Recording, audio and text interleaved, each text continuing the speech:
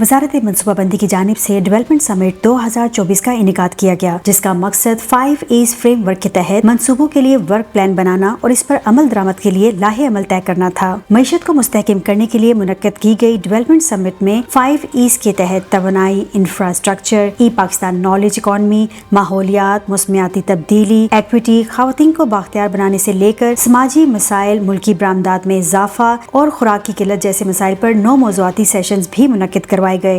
Development summit 2024 से खिताब करते हुए वफाकी वज़ीर जनाब एहसन इकबाल का कहना था कि पाकिस्तान में वसाइल की कमी नहीं है, वसाइल को सही तरीके से मुफीद बनाने के लिए इंतजामात की कमी है। हमें एक कौमी इक्तिसादी चार्टर बनाना होगा। हमें अपने एक्सपोर्ट को कलील से कलील मुद्दत में 28 अरब डॉलर से 100 अरब डॉलर में लेकर जाना है। मुख्तलिफ शोबों से ताल्लुक रखने वाले माहिरीन ने 5 E's समिट और 9 मौज़ूआती सेशन में भरपूर हिस्सा लिया और मुल्क को तरक्की की राह पर गामजन करने के लिए अपनी सिफारिशात पेश की। सूरत हाल है और जिस तरह अभी जो अगर हम टोटलिटी में 5 E's के फ्रेमवर्क को देखते हैं तो export is at the helm of the affairs. जो सेंसस होती है उसमें आप पॉलिसी प्लानिंग के लिए डाटा लेते हैं, तो अभी जितने ये इनिशिएटिव्स हैं 5 E's जो अभी आपने किए हैं, इनकी बेस जो है या जो भी प्रोजेक्ट आप उठाएंगी उसकी बेस लाइन बननी बड़ी ज़रूरी है उसकी। और बेस लाइन किससे बनती है?